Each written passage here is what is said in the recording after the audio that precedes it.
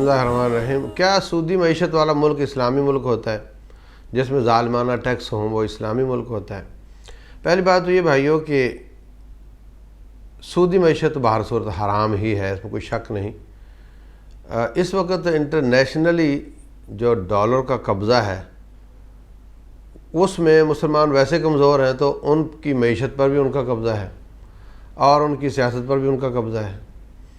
اس وجہ سے یہ نہ چاہتے ہوئے بھی سودی ہیں اور یہ آزاد نہیں ہو سکتے جب تک یہ سیاسی اعتبار سے اپنے آپ کو مضبوط کر کے اللہ تعالیٰ کی طرف واپس نہ آ جائیں۔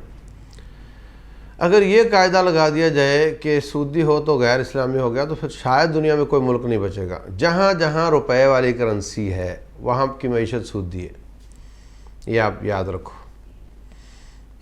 جہاں جہاں کاغذی کرنسی ہے وہاں کی معیشت سودی ہے۔ دوسری بات ہے ظالمانہ ٹیکس کی، تو عہد صحابہ میں یہ سروسز نہیں تھیں جو آج ہیں۔ وہاں کوئی سڑک پکی نہیں تھی مدینہ میں۔ آدھی دنیا کے خلیفہ عمر بن خطاب رضی اللہ عنہ، مدینہ ان کا سڑکیں، سیوریج، بجلی، گیس، فون، تمام سہولتیں نہیں تھیں۔ مسجد نبوی میں چراغ نہیں جلتا تھا، یہ صورتحال تھی۔ پولیس نہیں تھی اور جناب آپ کے جتنے بھی یوٹیلٹیز ہیں یہ سہولتیں نہیں تھیں، سیوریج نہیں تھا، تو ٹیکس بھی نہیں تھے۔ اب یہ سہولتیں بڑی ہیں تو سہولتوں کے لیے اگر وہ ٹیکس لگاتے ہیں تو اس کو ظالمانہ ٹیکس نہیں کہنا چاہیے۔